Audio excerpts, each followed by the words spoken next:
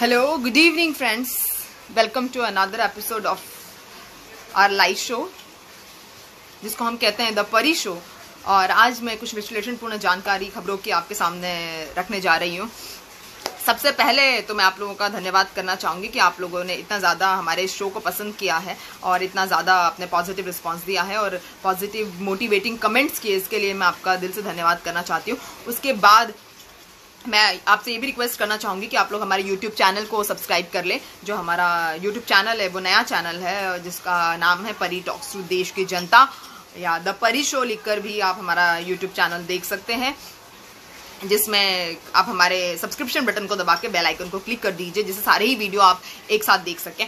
प्रधानमंत्री मोदी जी ने कल मन की बात कही, जो महीने का आखिरी शनिवार था। इस दिन प्रधानमंत्री मोदी जी मन की बात कहते हैं और मन की बात में उन्होंने कहा कि कहानियों के लिए समय निकालना चाहिए। कहानियों से उन्होंने रिसर्च की बात की कि कहानियों से अच्छी खासी रिसर्च हो सकती है, इसलिए हर किसी को कहानियों के लिए समय निकालना चाहिए। और उन्होंने ये भी बताया कि जो उन्होंने कैसे ग्वालियर गए, ग्वालियर संभाग में, क्योंकि ग्वालियर चंबल संभाग में क्योंकि उपचुनाव होने वाले, उन्होंने ये भी बताया कि किस तरह से वो ग्वालियर में गए, तो किस तरह ग्वालियर की माँ ने,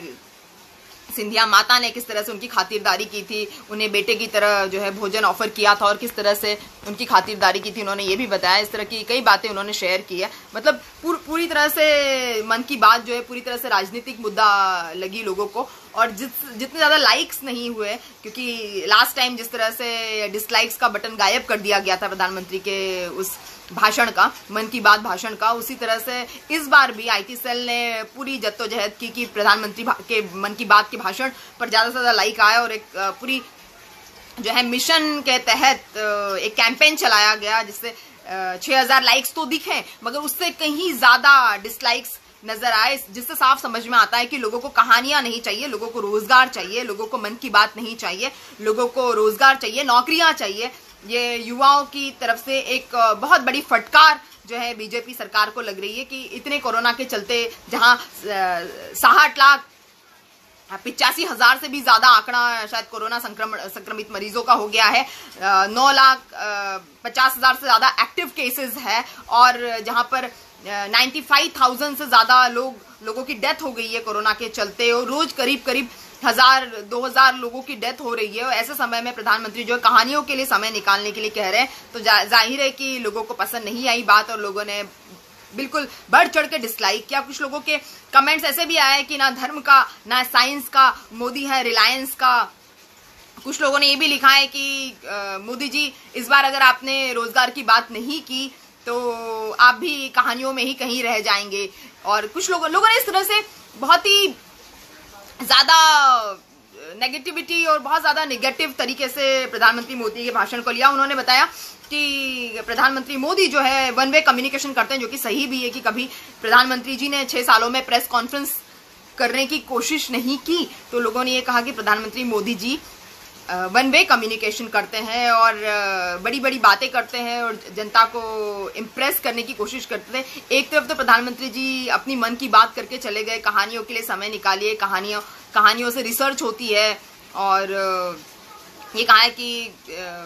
कोविड-19 पे वैक्सीन की कोई बात उन्होंने की ही नहीं, बेरोजगारी पे कोई बात नहीं की। चाइना जो गृह मंत्रालय के हमारे जो बहुत सारे मंत्री हैं और उसके बाद में राजनाथ सिंह जो हमारे रक्षा मंत्री, उन्होंने भी एक्सेप्ट किया संसद सत्र में कि हाँ चाइना घुस आया है और चाइना जो है हमें पेट्रोलिंग नहीं करने दे रहा है पेट्रोलिंग पॉइंट्स पे। इसका मतलब है कि चाइना हम पर भारी पड़ रहा है और चाइना जो है अपनी मनमानियां हमारे ऊपर चला रहा है। इससे साफ बात जाहिर हो रही है। लेकिन उसके बावजूद भी प्रधानमंत्री मोदी किसी भी मन की बात में इसका जिक्र नहीं करते हैं। प्रधानमंत्री नहीं बताते हैं कि आखिर चाइना कब हमारा पीछा छोड़ेगा, चाइना कब हमारी सीमा से रफा दफा होगा, चाइना के परमानेंट बंकर्स कैसे गायब किए जाएंगे। मोदी जी तो मन की बात करके चले गए, लेकिन बहुत सारे न्यूज चैनल्स ने जो है और 5 राफेल अगले महीने जो आने वाला है उसके बारे में म्यूजिक चला के बकायदा धुड़ुम धाड़ुम करके बिल्कुल म्यूजिक बजा के राफेल विमानों का एक जोरदार धुआंधार प्रदर्शन न्यूज चैनल्स में चल रहा है कि और 5 राफेल विमान आ रहे हैं। अब चाइना ऐसे डर के भागेगा और चाइना सिर छुपाते घूमेगा और चाइना के पैरों तले जमीन खिसक जाएगी, और इस तरह की खबरें चला रहा है न्यूज चैनल। मैं आपको बार बार कह रही हूँ कि आप इस तरह की खबरें ना देखें, टेलीविजन जितना हो सके कम देखिए, क्योंकि ये समय की बर्बादी है, एनर्जी की बर्बादी है। यहाँ इस चैनल पे हम आपको बिना म्यूजिक बजाए बहुत शॉर्टकट में बहुत सारी बातें आपको बताते हैं, और इन सब बातों को आप समझ जाइए और आप देख लीजिए कि किस तरह से आपको उल्लू बनाया जा रहा है। एक तरह से जनता को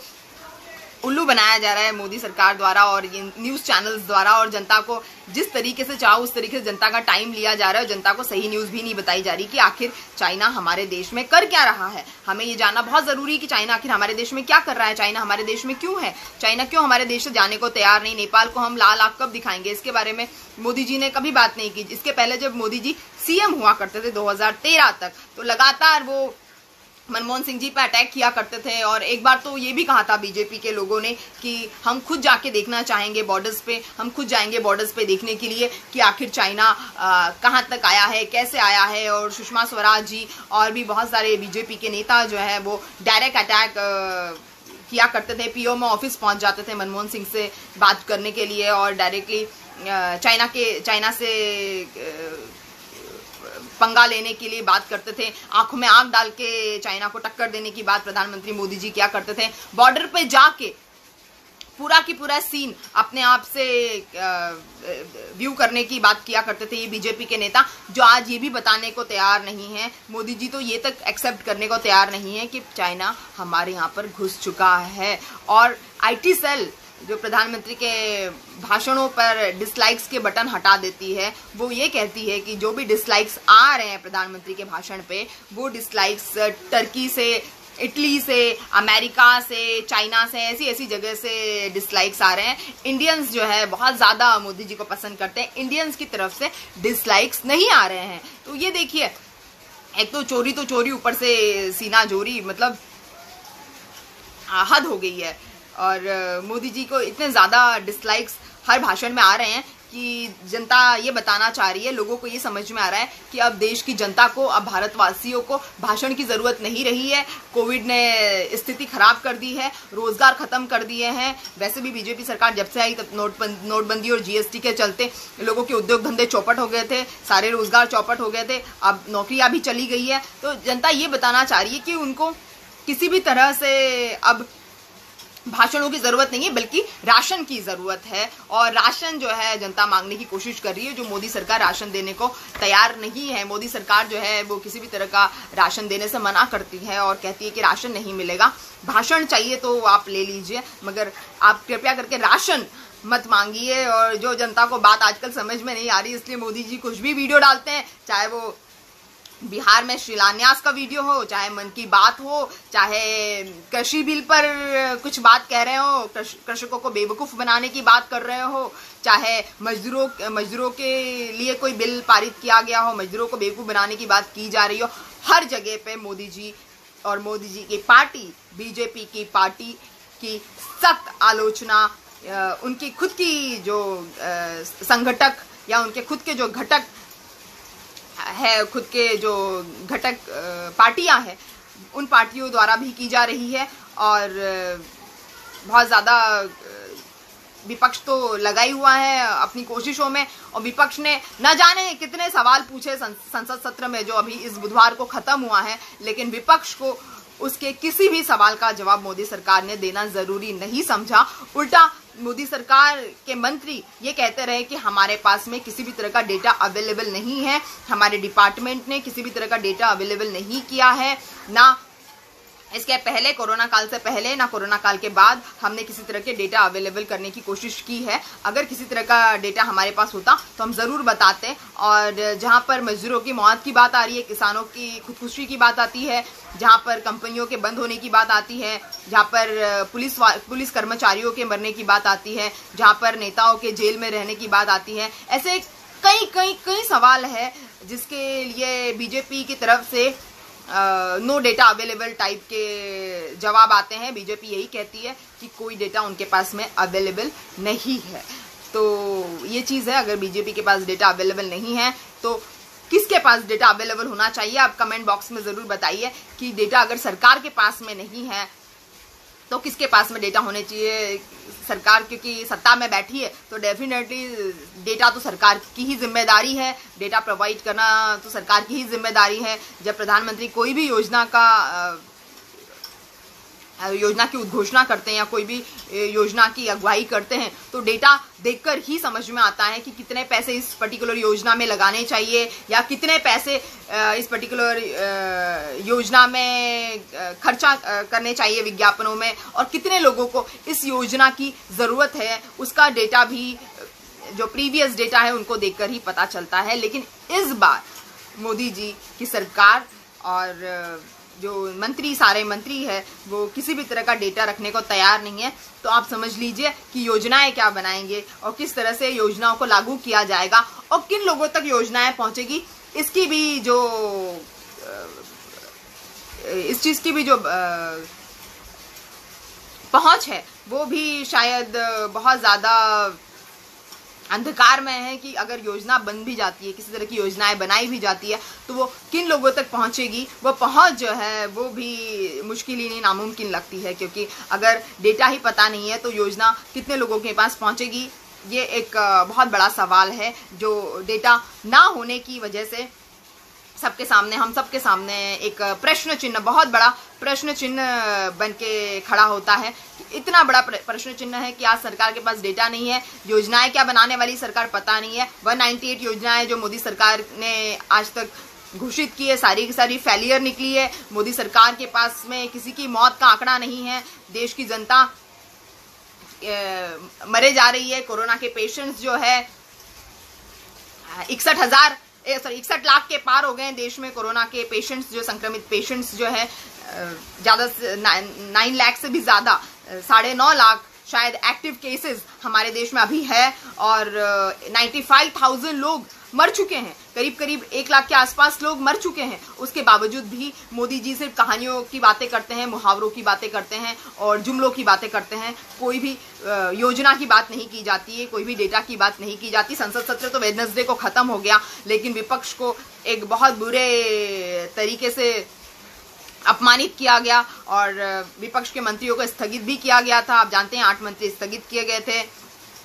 और फिर कानून मंत्री रविशंकर प्रसाद ने यह भी कहा कि सांसदों से बोलिए, माफी मांगिए, वरना इनका स्थगन वापस नहीं किया जाएगा। सांसदों ने माफी मांगी नहीं, स्थगन वापस हुआ नहीं। तो ये सारी बातें देखने के लिए सामने आ रही है। उसके बाद में हमारे देश में एक तरफ तो किसानों का मुद्दा गरमाया हुआ, किसान जो है परेशान है, हताश है, निराश है और आक्रोशित है, आतंकित है और आंदोलित है, लेकिन उनके बारे में कोई भी मीडिया चैनल दिखाने को तैयार नहीं है। मीडिया और सारे के सारे चैनल्स जो गोदी मीडिया के चैनल्स है वो सिर्फ और सिर्फ रिया और दीपिका की न्यूज बताने में बिजी है।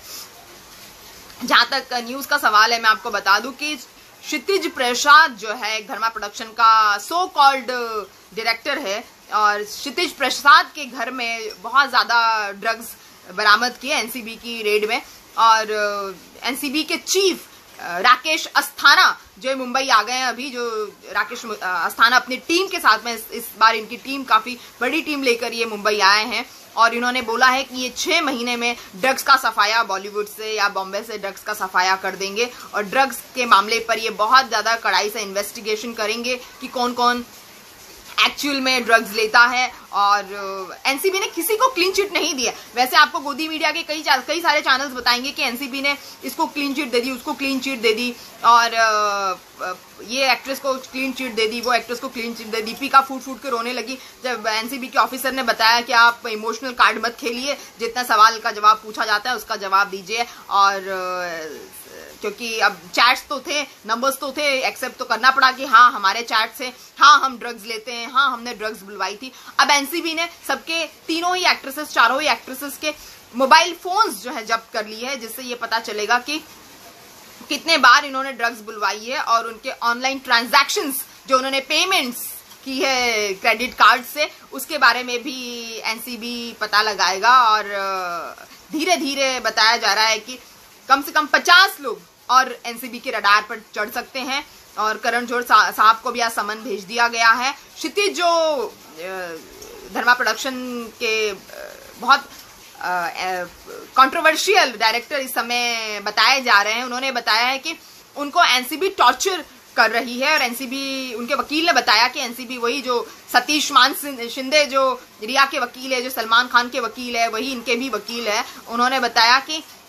इनके साथ में इनको जबरदस्ती बयान दिलाने के लिए मजबूर किया जा रहा है और इनके साथ टॉर्चर किया जा रहा है, टॉर्चर करके इनसे पूछताछ की जा रही है और जिसके ऊपर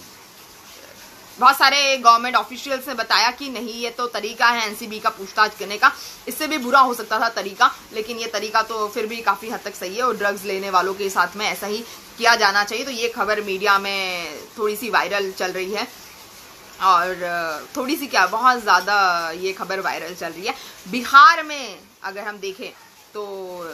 गहमा गहमी का माहौल है। जैसे कि मैं आपको बिहार इलेक्शंस पे नज़र रखी हुई हूँ और आपको बता रही हूँ कि किस तरह से मैंने बिहार इलेक्शंस पर नज़र रख के आपको बहुत सारी बातें पिछले वीडियोस में बताई थी, जिसमें मैंने आपको नीतीश कुमार जी की घबराहट और तेजस्वी कुमार के 10 लाख रोजगार के अनाउंसमेंट के बारे में बताया था कि जैसे ही वो इलेक्शन जीतते, जो दिवाली से 4 दिन पहले पता चल जाएगा कि कौन सी पार्टी, आई थिंक 10 नवंबर को पता चल जाएगा कि कौन सी पार्टी बिहार में इलेक्शन जीती है और तेजस्वी यादव जो है 10 लाख नौकरियों का आगाज चुनाव जीतते ही कर देंगे। और ये बात सामने निकल के आ रही है कि चिराग पासवान जो है बहुत ज्यादा गुस्से में है और चिराग पासवान जो एलजेपी के सांसद है, एलजेपी के प्रेसिडेंट भी है, उपाध्यक्ष भी है, सॉरी एलजेपी के उपाध्यक्ष भी है, सांसद भी है। उनको बीजेपी से काफी ज्यादा शिकायतें थी। उन्होंने अमित शाह से मीटिंग भी की और नीतीश कुमार के कामों की आलोचना की। उन्होंने 13 सितंबर को मोदी को लेटर लिखा था जिसमें मोदी जी की तो उन्होंने तारीफ की, लेकिन नीतीश कुमार जी की बहुत ज्यादा उसमें उनके कार्यों से नाखुशी दिखाई कि नीतीश कुमार जी के कामों से वो खुश नहीं है और उनको 143 सीटें चाहिए एलजेपी को बिहार में इलेक्शन लड़ने के लिए और उन्होंने अपनी मनचाही सीटों के बारे में भी बात की थी, लेकिन उनके आलोचनात्मक रूप का बीजेपी पे कोई असर दिखता नहीं है और बीजेपी ने उनके किसी भी डिमांड को मानने से मना कर दिया। उल्टा बीजेपी ने कहा कि आपको 25 सीटें दी जा रही है, अगर आपको चुनाव लड़ना है तो आप 25 सीटों से चुनाव लड़िए। मतलब मोदी जी की तारीफ जो है चिराग पासवान पर कुछ खास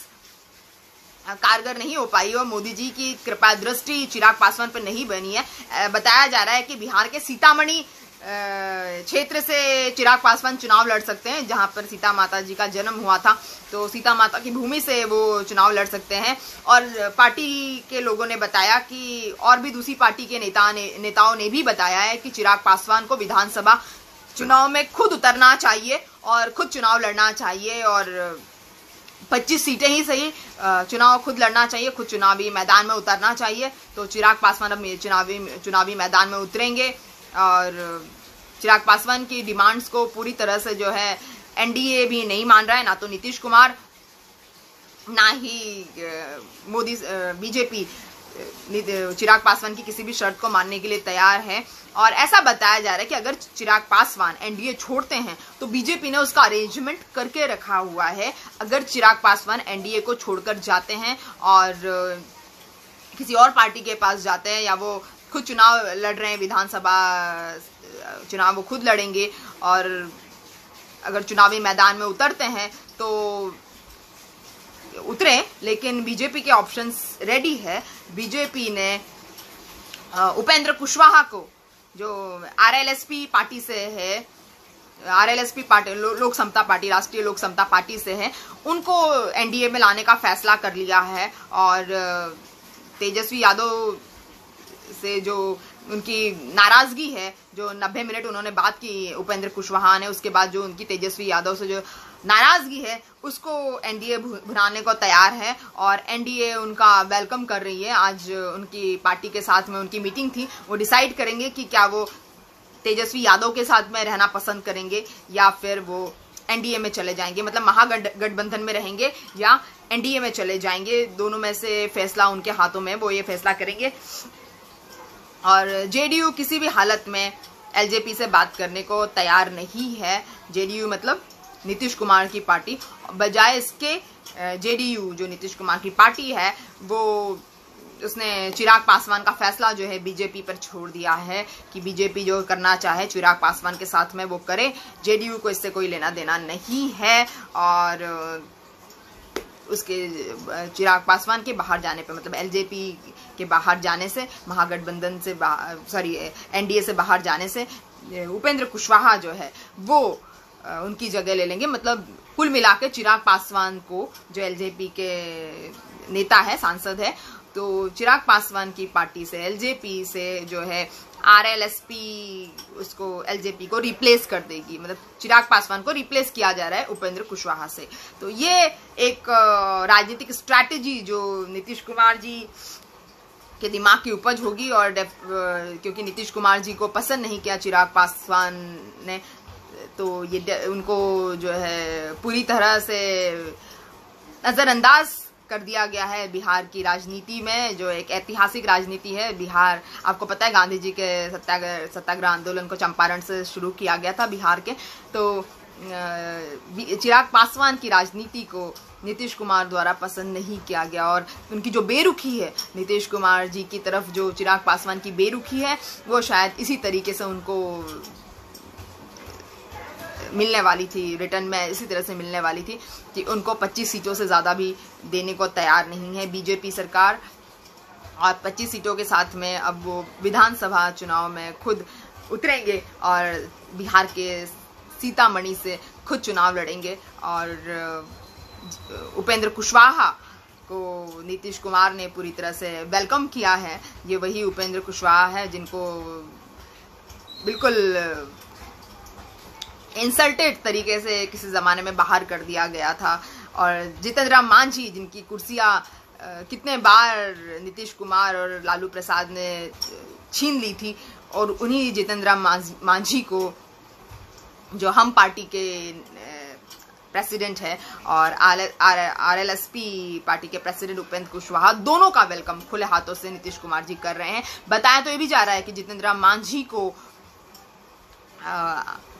नीतीश कुमार जी ने Z+ सिक्योरिटी दे दी है, जबकि रामविलास पासवान, जो सबसे सीनियर नेता है बिहार के, उनके पास सिर्फ Z सिक्योरिटी ही है। तो खैर, सारी बातें हैं जो आपको जानना जरूरी थी और मुझे भी बताने की जरूरत थी। उसके बाद में हम लोग लगातार देख रहे हैं कि किस तरह से कन्हैया कुमार जो है अपने इंटरव्यूज में एक तरीके से, एक सेकंड मुझे थोड़ा टाइम देना, कन्हैया कुमार अपने इंटरव्यूज में बैंड बजा रहे हैं गोदी मीडिया की, जो हमेशा से वो करते रहे हैं। ये कुछ सामान यहाँ पर रखा हुआ है, मुझे थोड़ा टाइम देना। सलमान हिंदुस्तानी, हेलो सलमान हिंदुस्तानी, संजय आचार्य, महेंद्र पृष्टि जी कमल का फूल भेज रहे हैं। और खैर,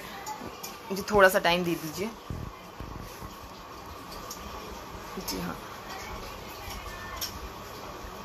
तो नवजीवन न्यूज़पेपर ने छापा है कि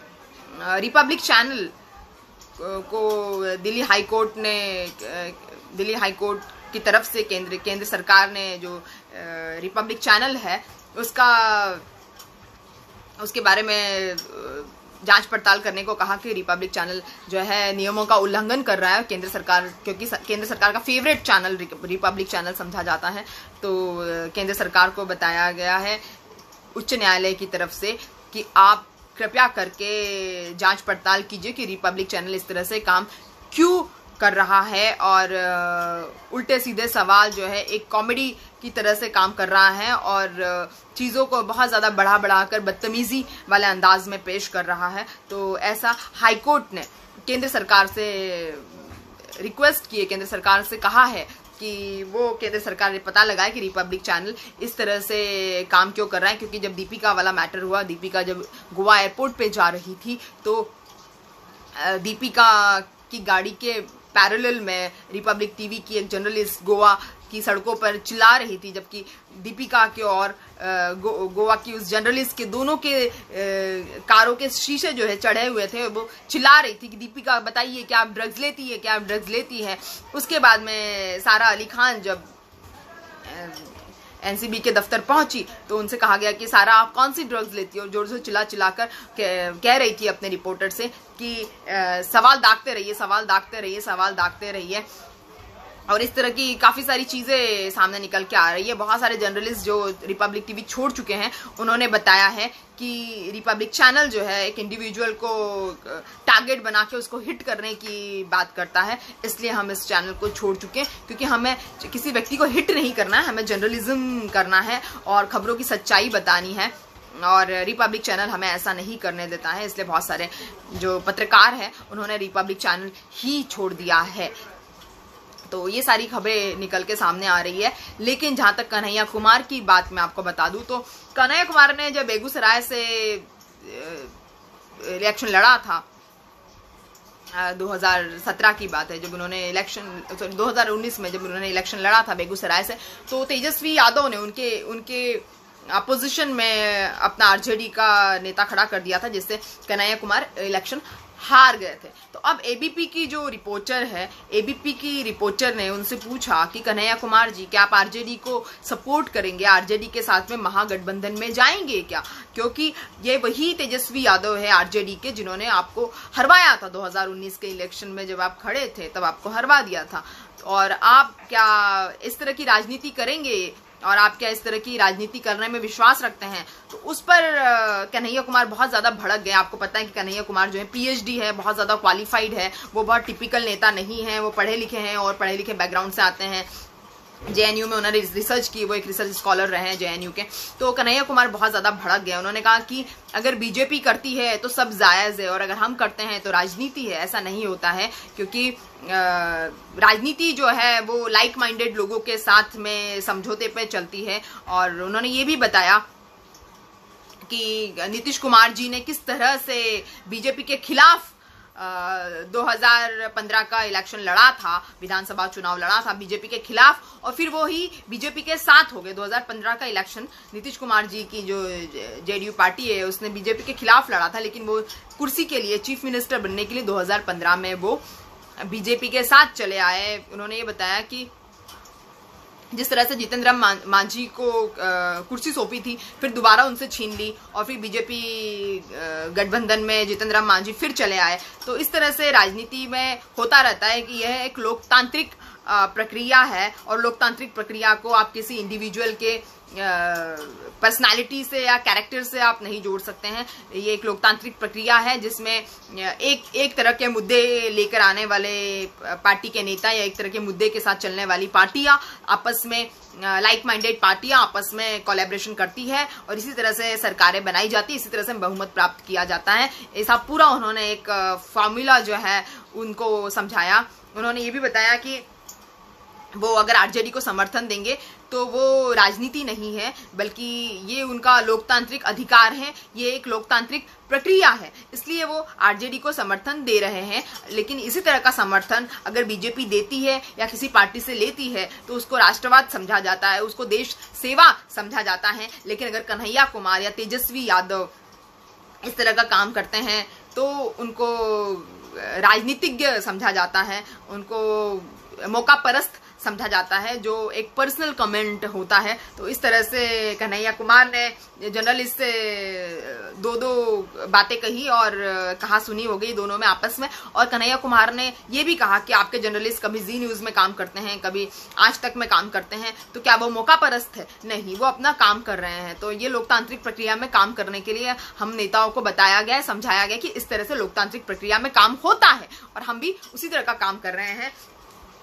तो इस तरह की कुछ बातें बुरी तरह से कन्हैया कुमार ने नाराज होकर एबीपी न्यूज के रिपोर्टर को समझा दिया, और मेरे ख्याल से रिपोर्टर समझ भी गई होंगी बहुत अच्छी तरह से।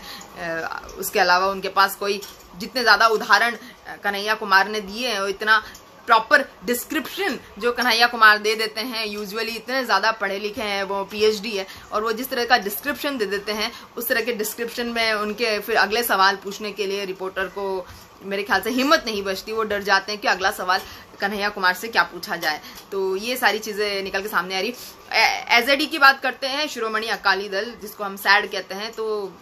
शिरोमणि अकाली दल जो बीजेपी का तख्ता हिला दिया है, जिसने हरसिमरत कौर बादल के इस्तीफे के बाद में जो है मोदी सरकार की मुश्किलें और बढ़ गई है और उनके पैरों तले जमीन सरक चुकी है। और बताया जाता है कि ये शिरोमणि अकाली दल जो है पिछले 20 साल से जुड़ा हुआ था बीजेपी के साथ में, और उसको एक बीजेपी के तानाशाही रवैये की वजह से, क्योंकि बीजेपी अपना बिल, जो किसानों का बिल उन्होंने पारित किया, अध्यादेश को वापस नहीं ले रही थी और फिर उसको बिल बना दिया ध्वनि मत के द्वारा, जिससे हरसिमरत कौर को, उसके पहले ही हालांकि उन्होंने इस्तीफा दे दिया था हरसिमरत कौर ने जैसे ही अध्यादेश पारित हुआ, क्योंकि हरसिमरत कौर और उनके पति सुखबीर सिंह बादल जो है ये चाहते थे कि किसानों के हित की बात है तो किसानों से पूछी जानी चाहिए बातें, किसानों के हित की बात है तो किसानों से सलाह मशवरा किया जाना चाहिए, किसानों के हित की बात है तो किसान आतंकित क्यों है इसका पता लगाना चाहिए, उनसे बात करके कुछ सुधार संशोधन किए जाने चाहिए, जिसपे बीजेपी सरकार ने सीधे सीधे मनाही कर दी,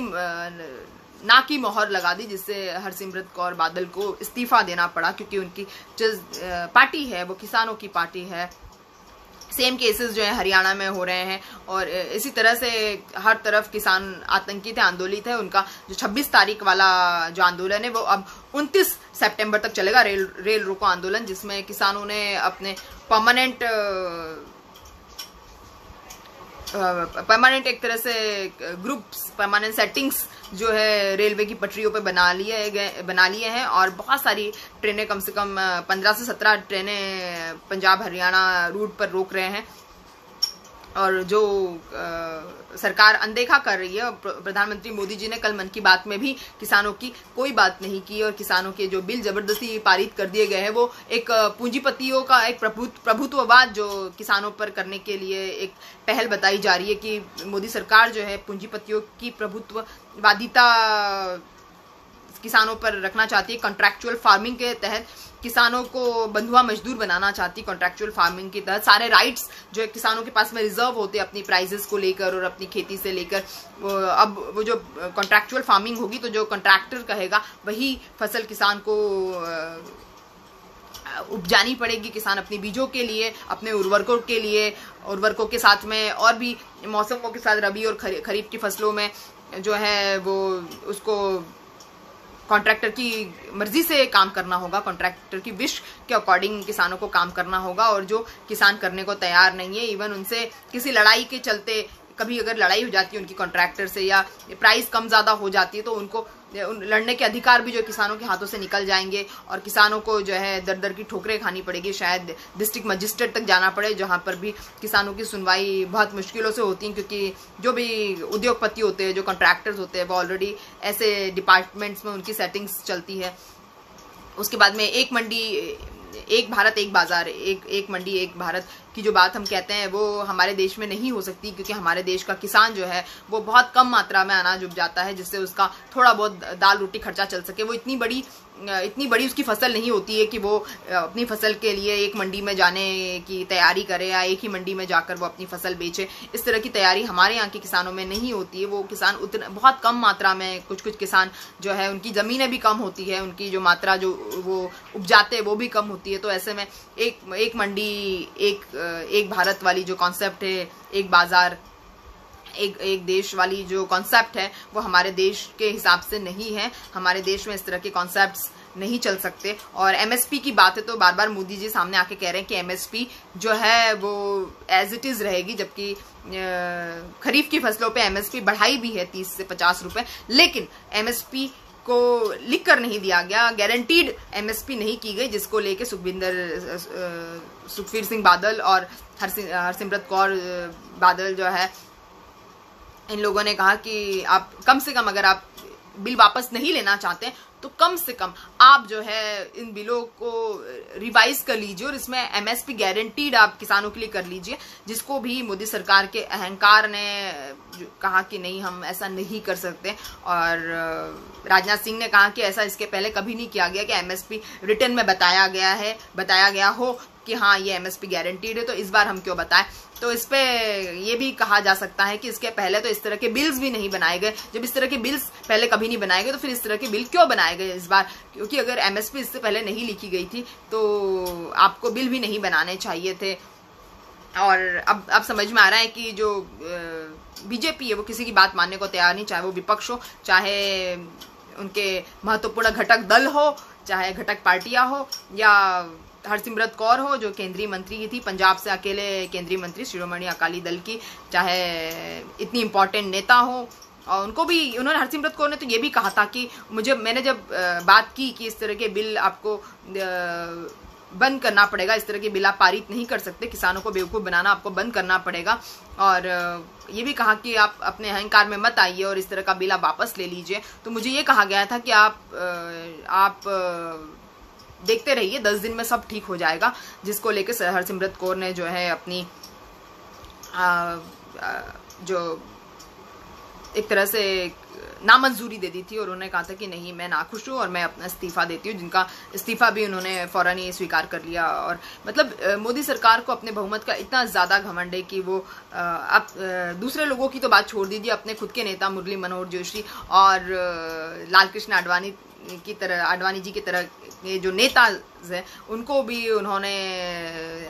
मार्गदर्शक बनाकर साइड में बिठा दिया, क्योंकि मोदी सरकार जो अपने बहुमत से चलती है या बहुमत के घमंड से चलती है, वो किसी की भी बात सुनने समझने को तैयार नहीं होती है, और किसी की भी बात सुनने समझने का मोदी सरकार के पास में कोई स्कोप ही नहीं है। जैसे संजय राउत ने भी कहा था कि हमें भी मजबूरी में बीजेपी को छोड़ना पड़ा, जो ये तो शिरोमणि अकाली दल तो 20 साल से बीजेपी के साथ में है, लेकिन शिवसेना जो पिछले 30 सालों से बीजेपी के साथ में, अटल बिहारी वाजपेयी की सरकार से इन सारे महत्वपूर्ण घटक दलों को जोड़कर रखा गया था बीजेपी के साथ में एनडीए सरकार बनाकर, लेकिन अब जो है किसी भी दल की कोई वैल्यू नहीं है और किसी भी दल की बात नहीं सुनी जाती है। तो ना ही विश्वास है, ना ही विकास है, और ना ही किसी का साथ है। मतलब नो विकास, नो विश्वास और नो साथ। तो किसी के साथ की कोई ज़रूरत नहीं है। और बीजेपी सिर्फ एक पर्टिकुलर लोगों को टारगेट करती है, जिनको वो आगे बढ़ाती है और जिनको वो सपोर्ट करती है। बाकी लोगों से कोई लेना देना बीजेपी का समझ में नहीं आता है। बीजेपी को कोई लेना देना नहीं होता है कि मजदूरों की क्या हालत हो रही थी जब उन्होंने कंपनी अमेंडमेंट्स बिल किए। कंपनी अमेंडमेंट्स बिल 2020 के हिसाब से अगर उद्योगपति पैसा नहीं लौटा रहे हैं तो उनके कर्जों को जो है 6 महीने 1 साल की उनको मोहलत दी जाएगी कि वो अपने कर्जे उसके बाद भी लौटा सकते हैं। और उसके बाद में वो किसी को भी, अगर उनके पास 300 से ज़्यादा एम्प्लॉयज़ है तो वो किसी को भी हटा सकते हैं, और किसी को भी नौकरी अगर वो देना चाहे तो वो 2 से 3 साल के लिए एक संविदा नौकरी दे सकते हैं। इस तरह के कानून जो है मजदूरों के लिए भी ठीक नहीं है। तो मोदी सरकार ने मजदूरों की, किसानों की तो आप छोड़ दीजिए, किसानों की सुसाइड के आंकड़े भी इनके पास नहीं होते, मजदूरों की मौत के आंकड़े भी इनके पास नहीं होते, लेकिन मजदूरों के लिए भी इन्होंने ऐसे ही उल्टे पुल्टे कानून बना दिए जो सिर्फ और सिर्फ कंपनीज को, उद्योगपतियों को सपोर्ट करते हैं, लेकिन मजदूरों को नहीं सपोर्ट करते हैं। क्योंकि जैसे कि राहुल गांधी कहते हैं कि अनऑर्गेनाइज सेक्टर जो है, असंगठित क्षेत्र जिसमें मजदूर और किसान आते हैं, वो मोदी सरकार को पसंद नहीं है। क्योंकि ऐसे में जो पैसा डायरेक्टली मोदी सरकार की जेब में नहीं जाता है, इसलिए मोदी सरकार इस तरह के जो असंगठित क्षेत्र होते हैं जिसमें दूसरों को फायदा पहुंचता है मगर सरकार को डायरेक्टली पॉकेट में फायदा नहीं पहुंचता, सरकार किसी तरह का इंटरेस्ट लेती नहीं है, किसी तरह की रुचि इनके फायदों में दिखाती नहीं है। तो ये चीज़ें सामने आ रही है। सिर्फ अकेली कंगना रणावत और 2-4 चेहरे जो हैं बीजेपी के ध्यान में रहते हैं, जिनको बीजेपी भारत की बेटी मान रही है। आजकल कंगना रणावत इतना ज़्यादा बोल रही है और संजय राउत पर हाई कोर्ट की फटकार लगाई जा रही है, और संजय राउत को और शायद बीएमसी को 2 करोड़ का जुर्माना भी कंगना रणावत को भर के देना पड़ेगा। तो एक चीज़ तो समझ में आ रही है कि बीजेपी जिसको चाहे बना सकती है, जिसको चाहे बिगाड़ सकती है, और 6 सालों में देश को भी उन्होंने चाहा तो बेच दिया, और अब तो किसानों को भी बेच दिया जा रहा है, मातृभूमि को भी बेच दिया जा रहा है। हमारे मतलब मातृभूमि को बेचने से मतलब है कि अब जब किसान कॉन्ट्रैक्टर्स और उद्योगपतियों के हिसाब से जब फार्मिंग करेंगे तो मातृभूमि, हमारी धरती माता जो है, वो भी उद्योगपतियों और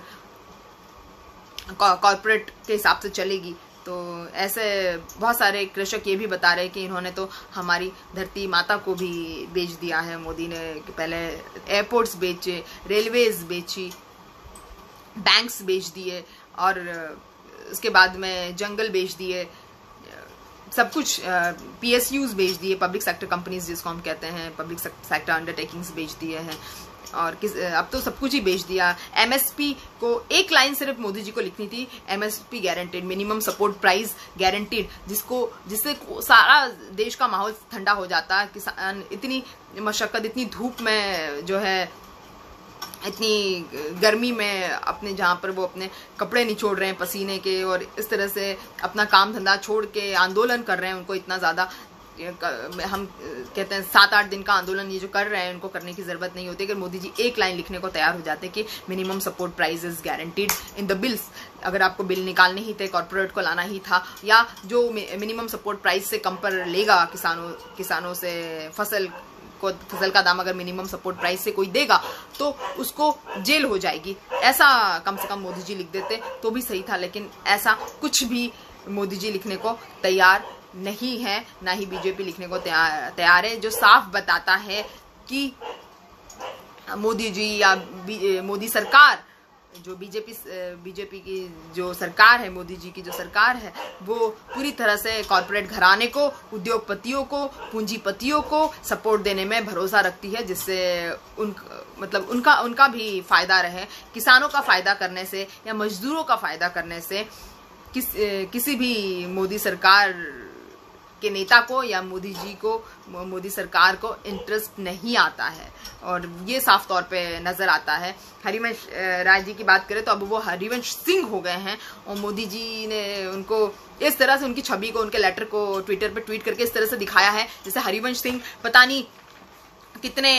महान नोबल हो गए हैं। आपको पता होना चाहिए कि हरिवंश सिंह जो है पहले पत्रकार थे, और वो नीतीश कुमार जी की बढ़ाइयाँ कर करके, नीतीश कुमार जी की चापलूसी कर करके वो उप सभापति बने, और अब मोदी जी को सपोर्ट कर रहे हैं, और मोदी जी नीतीश कुमार को सपोर्ट कर रहे हैं, और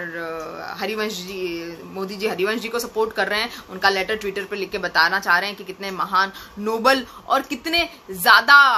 सेंसिटिव इंसान है ये, जो उनके साथ इतनी बदतमीजी सांसदों ने कर दी है, बेवजह उनका माइक तोड़ दिया, रूल बुक उनके सामने जाके फाड़ दी है। टीएमसी के 2 नेताओं ने ऐसा किया, और वो बताने की कोशिश करे कि क्योंकि मेरे साथ में ऐसा किया इसलिए मैंने उपवास किया, और उन्होंने उपवास किया, और उपवास के बाद में आप बताइए कि उन्होंने बताया कि ऐसे सांसदों की बुद्धि के लिए, ऐसे सांसदों की दिमागी शांति के लिए उन्होंने उपवास कर लिया। मतलब बताइए, अपने आप को गांधी जी से कम नहीं आंक रहे हैं, और जबकि इतना इम्पोर्टेंट बिल जो किसानों की गर्दन मोड़ सकता था, किसानों की किस्मत बदलने की ताकत रखता है, या मोदी सरकार के हिसाब से ऐतिहासिक रिफॉर्म है, उसको ध्वनि मत से पास कराने में मोदी सरकार के एक इशारे पर उन्होंने पास करवा दिया। तो हरिवंश राय, जो अब हरिवंश सिंह को बताया जा रहा है, और हरिवंश सिंह मतलब एक पंजाबी नाम है, तो कहीं ना कहीं ये भी एक पॉलिटिकल स्टंट मोदी जी की तरफ से है, और मोदी जी बताना चाहते हैं हमेशा से कि हरिवंश जी कितने महान हैं, कितने नोबल है। डेफिनेटली क्योंकि वो मोदी सरकार के इरादों पर, मोदी सरकार की मन मर्जियों पे बिना पूछे सिग्नेचर कर देते हैं, बिना डिवीजन के, बिना किसी तरह के मतदान के, वो ध्वनि मत से ही मोदी सरकार के सारे बिल पारित कर देते हैं, अध्यादेश पारित कर देते हैं। तो मोदी जी तो तारीफ करेंगे ही। खैर, इसके बारे में बाद में बात करेंगे, वीडियो में आपको इसके बारे में अलग से बताऊंगी। और आज बात करते हैं कि जब मोदी सरकार ने बिहार में जो एलजेपी है, लोक जनसत्ता पार्टी, उसको एलजेपी को एनडीए से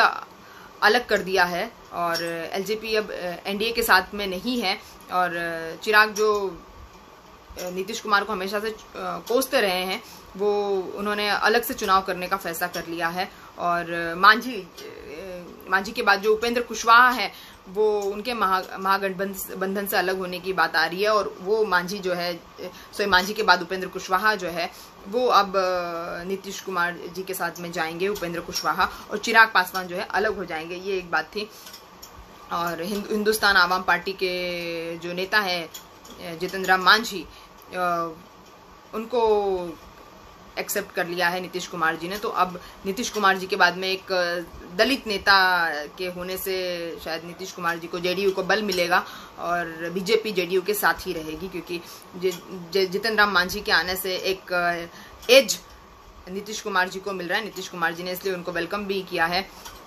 बीच में एक ये सब बातें तो है, लेकिन बीच में एक और टर्निंग पॉइंट आ रहा है कि वीआईपी दल के नेता, विकासशील इंसान पार्टी के नेता और अध्यक्ष जो है मुकेश सहनी, उन्होंने डिप्टी सीएम बनने का जो है हट बना लिया है, जो तेजस्वी यादव के लिए एक गले की हड्डी बन गया है। और उन्होंने अहमद पटेल के बाद में तेजस्वी यादव से भी बातचीत की, और वीआईपी के अध्यक्ष जो है प्रेसिडेंट मुकेश सहनी अब बिहार की जो राजनीति घमासान है, राजनीतिक घमासान में उनका नाम सुबह से चर्चा में आ रहा है। मुकेश सहनी जो है डेप्यूटी सीएम बन सकते हैं, अगर वो इसी तरह से अपनी जिद पर अड़े रहे तो उनको डेप्यूटी सीएम बनाया जाएगा। और लोग एलजेपी की जब मांगों को मानने से बीजेपी ने मना कर दिया है, बीजेपी ने यानी एनडीए ने, जो भी आप कहें, मना कर दिया है, तो सम्मानजनक सीटें ना मिलने से चिराग पासवान जो है नाराज है। और किसी भी तरह से चिराग पासवान को वैसे भी अब डेप्यूटी सीएम की पोस्ट जो है शायद नहीं मिलेगी, और डेप्यूटी सीएम की पोस्ट जो है वीआईपी के नेता मुकेश सहनी लेकर जाएंगे, जो आज सुबह से खबर थी। ये खबर मैंने छोड़ दी थी, जो आपको बता दिया। अब कृषि बिल पे आते हैं वापस कि भगवान मान ने जो है मोदी के 3 बिलों की जो है 3 बिलों को, जो मोदी जी सरकार ने जो 3 बिल किसानों के लिए फार्मा बिल बनाया है, उसको किसानों के 3 बिलों को काला बाजारी बिल कह दिया। और उन्होंने बताया कि सप्लाई डिमांड जो है, ऐसी काला बाजारी की वजह से सप्लाई डिमांड जो है वो पूंजीपतियों के हाथ में आ जाएगी। सप्लाई कब बढ़ानी है, कब डिमांड बढ़ानी है, ये चीजें जो है पूंजीपतियों के हाथ में आ जाएगी, क्योंकि भंडारण की कैपेसिटी इस बिल में अब पूंजीपतियों को दे दी है, उद्योगपतियों को दे दी है। तो भंडारण वो करके डिमांड और सप्लाई मार्केट के अपने हिसाब से चलाएंगे। एक second, Gautam Bala hi, Saurabh Maurya is watching hi. तो भंडारण की कैपेसिटी भी एक है, जो आप किसानों के पास में इतने पैसे नहीं होते हैं कि वो अपने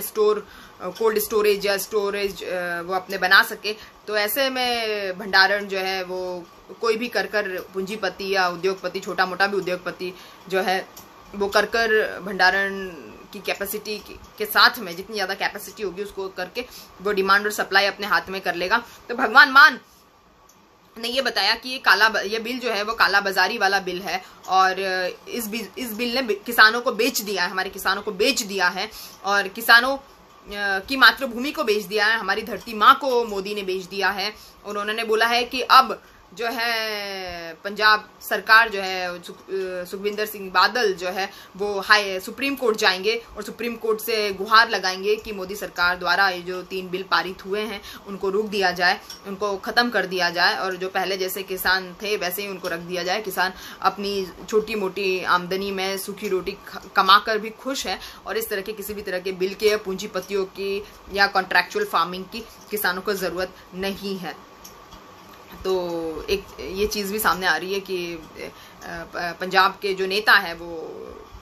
सुखविंदर सिंह बादल, जो एसडीए के प्रेसिडेंट है, शिरोमणि अकाली दल के एसएडी के प्रेसिडेंट है, उनसे कह रहे हैं कि सुप्रीम कोर्ट जाएंगे, और पंजाब सरकार सुप्रीम कोर्ट जाने वाली है बहुत जल्दी। देखते हैं कि पंजाब सरकार और आगे आगे क्या करती है, तो ये देखने लायक बात होगी। लेकिन हमारी सरकार जो है वो आंख बंद करके बैठी है, चाहे कोई सुप्रीम कोर्ट चला जाए, चाहे कोई झगड़ता रहे, रूल बुक फट जाए, लेकिन सरकार को कोई लेना देना नहीं है। और सरकार एक गोदी मीडिया के साथ में मिलकर एक नकली खबर चलाकर, नकली बातें बताकर पूरी तरह से जनता को बेवकूफ़ बना रही है। इसलिए मैं आपसे कहती हूँ कि आप मेरे वीडियोस को शेयर कीजिए, जितना ज़्यादा हो सके उतना ज़्यादा से ज़्यादा मेरे वीडियो को शेयर कीजिए। कोशिश कीजिए कम से कम 5 से 6 लोगों को आप मेरे वीडियो शेयर कर सकें, और जिससे ज़्यादा से ज़्यादा लोग हमारे साथ में जुड़ें और हमें कह सकते हैं बुद्धिजीवी समाज का निर्माण कर सके। हम बुद्धिजीवी समाज के निर्माण में जो है आपस में साथ में है। एक सेकंड मुझे टाइम देना। हम बुद्धिजीवी समाज के निर्माण में हम लोग आपस में साथ में हैं, और हम चाहेंगे कि हमारा साथ बना रहे और लंबे समय तक बना रहे। और जो भी हम लोग मुझसे जितनी मेहनत हो पाती, जितना मैं कर पाती हूँ उतना मैं मेहनत करने की कोशिश करती हूँ।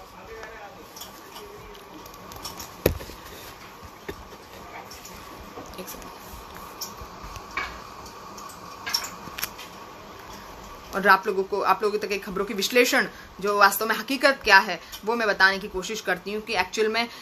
हो क्या रहा है, एक्चुअल में मांजरा क्या है, ये मैं आपको पूरा बताने की कोशिश करती हूँ।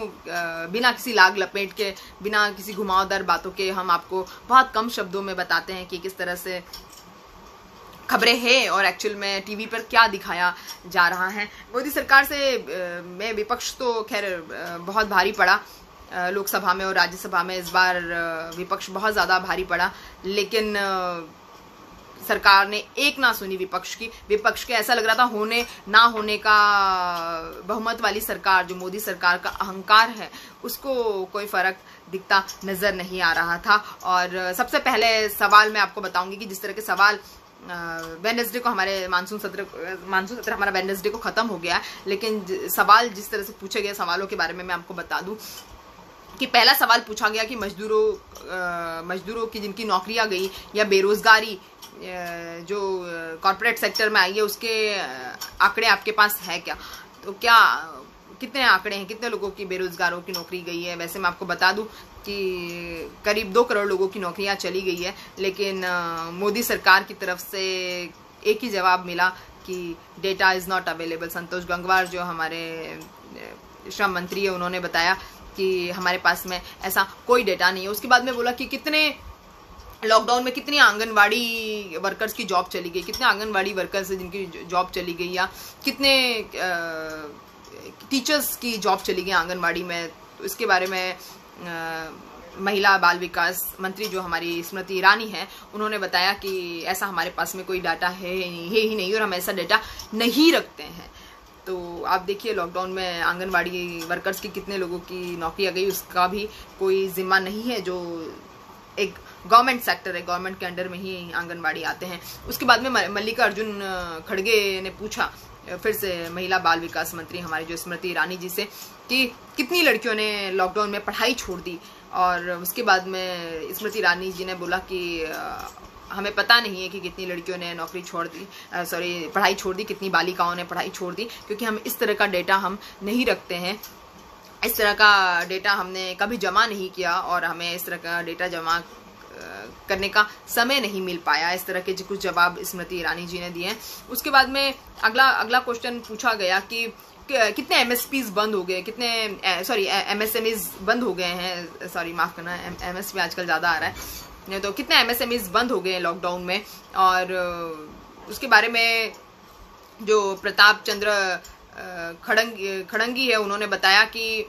2014 से 2020 तक हमें पता ही नहीं है कितने एमएसएमईज बंद हो गए हैं और हमने इस तरह का कोई डेटा नहीं रखा है कि एमएसएमईज कितने बंद हो रहे हैं, हमने इस तरह की डेटा रखने की कोशिश ही नहीं की है। तो प्रताप चंद्र खड़ंगी ने इस तरह के जवाब दिए हैं, जो एमएसएमईज के नेता है। तो इस तरह के नेताओं से, इतने एमएसएमईज के इतने रेप्यूटेड नेता हैं प्रताप चंद्र षडंगी, उन्होंने सीधे बोल दिया कि हमें नहीं पता कि कितने एमएसएमईज जो है 2014 से ही हमें पता नहीं है। ऐसा नहीं कि लॉकडाउन है और एमएसएमईज बंद हो रहे हैं। तो इसका मतलब है कि जब से नोटबंदी हुई है और जब से जीएसटी आया है, तब से ही एमएसएमईज बंद हो रहे थे। ये तो हम सबको पता है, कहीं ना कहीं से खबरें आती रहती है, कुछ विश्लेषक जो है बताते रहते हैं, कुछ इकोनॉमिस्ट बताते रहते हैं, कुछ अच्छे न्यूज़पेपर्स है जैसे द हिंदू है, इंडियन एक्सप्रेस है, टेलीग्राफ है, ऐसे न्यूज़पेपर्स बताते रहते हैं कि खबरें एक्चुअल में खबरें क्या है। लेकिन प्रताप चंद्र खड़ंगी को पता ही नहीं है कि क्या एमएसएमईज बंद हो भी रहे हैं या नहीं, उनको इतनी भी जानकारी नहीं है। फिर उनसे पूछा गया कि अस्पतालों में सफाई करने वाले या कचरा साफ करने वालों की कोरोना के दौरान कितने कर्मचारियों की मौत हो गई। तो इस पे जो है हमारे सामाजिक न्याय और अधिकार मंत्री जो है, हमारे सामाजिक न्याय और अधिकारी मंत्री रामदास अठावले जी हैं, उन्होंने बोला है कि हमारे पास में इस बारे में कर्मचारियों की मौत का कोई डाटा अवेलेबल नहीं है, कितने सफाई कर्मचारी कोरोना में सफाई करते करते मर गए हैं। क्योंकि ऑब्वियसली सफाई कर्मचारी जब कांटेक्ट में आएंगे कोरोना पेशेंट्स के, तो उनको कहीं ना कहीं कोरोना होने का डर रहता है और उनका प्रतिदिन यही काम होता है कि वो सफाई करे और कोरोना पेशेंट्स के आसपास भी सफाई करते हैं। फिर किट्स की सफाई करते हैं और डस्टबिन्स की सफाई करते हैं। इस तरह के कई सारे जो सफाई कर्मचारी है कोरोना के चलते उनकी मौत हो गई है कोरोना कोविड-19 की महामारी के चलते। जब वो अपनी ड्यूटी पर ऑन थे सफाई कर्मचारी, तो कई सारे सफाई कर्मचारियों की मौत हो गई, जो हम सुनते रहते थे और कहीं ना कहीं सुबह से शाम तक हम लोग अपने आपस में आस पड़ोस में भी सुनते रहते थे। लेकिन इस तरह की रामदास अठावले साहब जो हमारे सामाजिक न्याय और अधिकार मंत्री है, उनको नहीं पता है कि ऐसा कुछ हुआ भी है या नहीं। उसके बाद में हमारे स्वास्थ्य राज्य मंत्री जो है अश्विनी चौबे, उनसे पूछा गया कि प्लाज्मा की बहुत इंपॉर्टेंट भूमिका है कोरोना के इलाज में, तो आपने कितने प्लाज्मा बैंक आपने बनाए हैं कोरोना के चलते। तो उन्होंने कहा कि हमने ऐसे कोई प्लाज्मा बैंक नहीं बनाए हैं और हम कोशिश कर रहे हैं कि प्लाज्मा बैंक बनाएंगे, लेकिन अभी हमारे पास में कोई प्लाज्मा बैंक फिलहाल अवेलेबल नहीं है और वैक्सीन का इंतजार चल रहा है। इस तरह की कुछ बातें अश्विनी चौबे जो हमारे स्वास्थ्य राज्य मंत्री है उन्होंने बताया है। उसके बाद में पूछा कि कितने सारे डॉक्टर्स की, नर्सेस की और हेल्थ वर्कर्स की जो वार्ड में काम करते हैं उनकी मौतें हो गई है। जब विपक्ष ने पूछा तो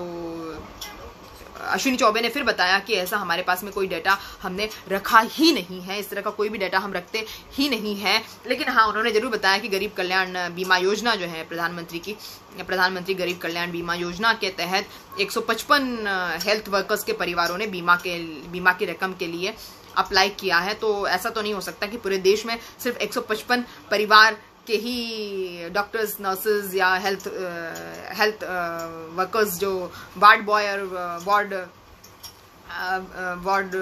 मेड्स होती है उनकी मौत हुई हो, ऐसा तो नहीं हो सकता। 155 जो है मेरे ख्याल से एक शहर का ही डेटा होगा। तो इस पर भी जो है इग्नोरेंस डेटा को लेकर अश्विनी चौबे जी ने दिखाई है मोदी सरकार की तरफ से। नो डेटा अवेलेबल फिर से मिला। उसके बाद पीएल पुनिया ने पूछा कि किसानों और खेतीहर मजदूरों का जो है आपने क्या डेटा जमा करा कि कितने किसानों की हत्या हो गई है, कितने किसानों की मौत हो गई है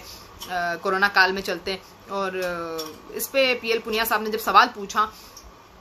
तो उनको इसी तरह का जवाब दिया गया कि हमारे पास में ऐसा कोई डेटा अवेलेबल नहीं है। जब पूछा गया तो उन्होंने बताया हमारे पास में ऐसा कोई डेटा अवेलेबल नहीं है कि कितने किसानों ने और मजदूरों ने आत्महत्या कर लिया, उनकी हत्या हो गई है कोरोना काल के चलते, क्योंकि राज्यों ने और केंद्र शासित प्रदेशों ने हमारे तक ऐसा कोई डेटा पहुंचाया ही नहीं। और जब हमने पूछा कि कितने मजदूरों की डेथ हो गई है, कितने मजदूर मर गए हैं कोरोना काल में अपने घर जाते जाते, तो राज्यों ने और केंद्र शासित प्रदेशों ने हमें संख्या जो है 0 बताई कि 0 मजदूर मरे हैं। और किसान कितने मरे हैं, तो कितने किसानों ने सुसाइड कर लिया है कोरोना काल के चलते, तो भी उनकी भी रिपोर्ट जो है 0 ही बताई गई राज्य और केंद्र शासित प्रदेशों द्वारा पीएल पुनिया साहब को। और एनसीआरबी जो है नेशनल क्राइम रिकॉर्ड ब्यूरो, उसने भी ऐसा कोई डेटा रखा नहीं है। और नेशनल क्राइम रिकॉर्ड ब्यूरो जो है किसानों का और मजदूरों की डेथ का पता नहीं रखता है। तो ये सब चीज़ें बड़ी झकझोर देने वाली बातें, बड़ा डरावना सा एक माहौल बताते हैं कि इससे पहले भी जब 2019 में मजदूरों की और किसानों की सुसाइड के बारे में पूछा गया था मोदी सरकार से, तभी भी आधे अधूरे ही आंकड़े मिले थे, अधूरी जानकारी ही मिली थी। और इस बार भी 2020 में जब इस तरह से पूछा जा रहा है, तभी भी ये लोग आंकड़े बताने को तैयार नहीं है या आंकड़े जुटाने तक को तैयार नहीं है। ये तो खैर मोदी सरकार और उनके मंत्री ही बता सकते हैं, ये बात तो विपक्ष की समझ में नहीं आएगी, ना ही हमारी आपकी समझ में आएगी। उसके बाद में सीपीआई के राज्यसभा सांसद जो है विनोद विश्वम को पूछा गया कि कितने नेता जेल में हैं, तो उन्होंने बताया कि हमारे यहाँ पर नेता कितने जेल में, इसके बारे में नहीं पता लगाया जाता है और इसके बारे में जानकारी नहीं रखी जाती है कि हमारे यहाँ पे कितने नेता जेल में हैं। और हम ऐसी जानकारियाँ रखने में असमर्थ हैं, क्योंकि जब नेता नहीं होते हैं तो उनके बारे में कोई जानकारी रखने का मतलब नहीं होता है। उसके बाद में ये पूछा गया कि कोरोना काल में कितने पुलिस वालों की मौतें हो गई है, तो विपक्षी पार्टियों ने जब ये पूछा तो गृह मंत्रालय ने बताया कि सरकार के पास में ऐसे कोई आंकड़े नहीं है कि किसी भी पुलिस वाले की कोरोना काल में मौत हुई है। और पुलिस वालों की मौतों का आंकड़ा जो है गृह मंत्रालय के पास पहले भी नहीं था और अभी भी नहीं है। शायद गृह मंत्रालय भूल गया है कि कोरोना काल में बहुत सारे पुलिस वालों की ड्यूटी देते देते उनको कोरोना हो गया और स्टार्टिंग में स्टार्टिंग से लेकर अब तक बहुत सारे पुलिस वालों के घर वाले टीवी पे आके बता रहे हैं कि उनके फादर की या उनके पति की या उनके बेटे की कोरोना वॉरियर की तरह लड़ते लड़ते या सुरक्षा और व्यवस्था बनाए रखते हुए उनकी मौत हो गई है। लेकिन गृह मंत्रालय के पास में इसका कोई भी जवाब नहीं है और गृह मंत्रालय ऐसे रिकॉर्ड नहीं रखता है। और एक डेटा मुक्त भारत जो है मोदी सरकार चाहती है। मोदी सरकार को सिर्फ राफेल के बारे में बात करना अच्छा लगता है। जैसे आप सुबह से देख रहे होंगे किस तरह से राफेल विमान आ रहे हैं। अगले 5 अभी तो फ्रांस में ही है, लेकिन नींबू मिर्ची लगाने के सिलसिले अब शुरू हो जाएंगे। और दूसरे डिपार्टमेंट में जैसे CRPF, CISF, SSB और ITBP, इस तरह के जो डिपार्टमेंट्स है, और BSF भी एक डिपार्टमेंट है। तो इस तरह के डिपार्टमेंट्स में कुल मिलाकर जो डेटा बताया गया है गृह मंत्रालय के द्वारा वो 100 जवानों की मृत्यु का बताया गया है। मतलब BSF और CRPF और ITBP और SSB और बाकी सारे जितने भी डिपार्टमेंट है, CISF, सब में मिलाकर सिर्फ 100 ही जवान मरे हैं। इस तरह से गृह मंत्रालय ने आधी अधूरी जानकारी पिछले साल की तरह इस साल भी दे दी है। मतलब मोदी सरकार को और मोदी सरकार की IT सेल जो इतनी पर्टिकुलर है YouTube के लाइक्स और डिसलाइक्स बटन्स को लेके, उनको जब इतने इम्पोर्टेंट लोग, पुलिस वाले भी जब मर जाते हैं, जब हमारे मजदूर मर जाते हैं, हमारे अन्नदाता किसान मर जाते हैं, तो उनका डेटा रखने के लिए भी फुर्सत नहीं है। तो फिर क्या काम करते हैं। और 800 हजार करोड़ के कार्यालय बनाए जाते हैं, 3 हजार 4 हजार करोड़ के इलेक्शन के लिए रैलियां निकाली जाती है। लेकिन उन्हीं लोगों के टैक्स के पैसे से जो पुलिस वाले हैं, जो सफाई कर्मचारी है, जो डॉक्टर्स है, जो नर्सेज है, जो जवान हैं और जो दुनिया भर के कर्मचारी है, जैसे मैंने आपको बताया, और दुनिया भर के हमारे वर्कर्स है, हेल्थ डिपार्टमेंट से लेकर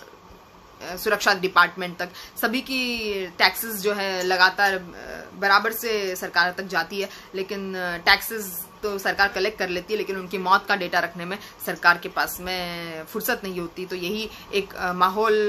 देखने में आ रहा है जो पिछले साल की तरह इस साल भी बना हुआ है। विपक्ष के हर सवाल का जवाब कैसे नो डेटा अवेलेबल में बीजेपी सरकार ने दे दिया है। ये काफ़ी चौंकाने वाली बात है, काफ़ी होश उड़ा देने वाली बात है और काफ़ी गंभीर बात है जो कोई भी टेलीविज़न चैनल बताने तक को तैयार नहीं है। आप हमारा YouTube चैनल सब्सक्राइब कर लीजिए, जो कि बहुत नया चैनल है, जिसमें